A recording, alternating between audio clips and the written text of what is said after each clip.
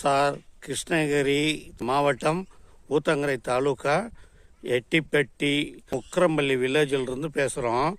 இங்கே கதிர் அறுக்கிறதுக்கு இயந்திரம் இல்லாமல் விவசாயிங்க ரொம்ப பாடுபட்டுருக்குறாங்க. நெல் விளைஞ்சி எந்த நிலைமையில் இருக்குன்னு பாருங்கள். அரசாங்கத்தோட கவனத்துக்கு கொண்டு போகணுங்கிற ஒரே ஒரு காரணத்துக்காக தான் இதை நாங்கள் பதிவு பண்ணுறோம். அந்த பக்கம் பாருங்கள், மாட்டை விட்டு மேய விட்டுட்ருக்காங்க.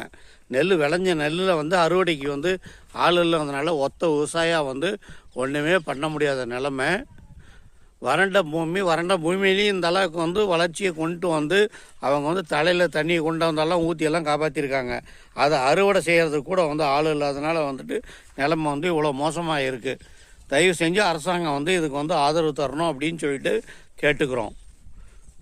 பாருங்கள், இது இல்லாமல் இன்னும் மேற்கொண்டு எல்லா அறுவடை நிலத்தையும் நாங்கள் அனுப்புகிறோம். பார்த்துங்க.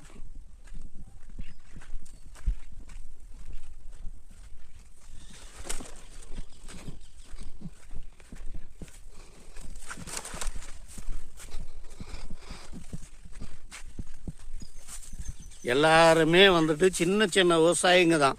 எல்லாம் 20 சென்ட் 30 சென்ட் வச்சுருக்கிறவங்களுக்கு கூட இந்த நெல் இருக்கிறதுக்கு ஒத்த ஆளுங்களை வச்சு நெல் இருக்கிறதுக்கு கூட இயந்திரம் இல்லாமல் ரொம்ப கஷ்டப்பட்டுருக்காங்க.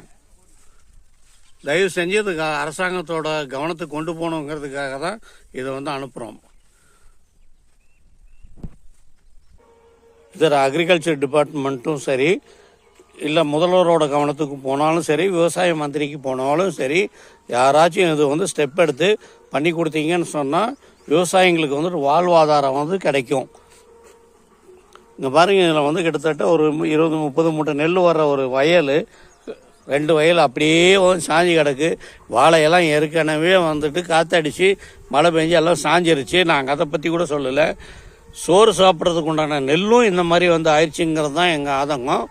தயவு செஞ்சு இதில் அக்கறை செலுத்துகிற மாதிரி அக்கறை செலுத்தணும் அப்படின்னு சொல்லிட்டு உங்களை தயவாக கேட்டுக்கிறோம். நன்றிங்க ஐயா.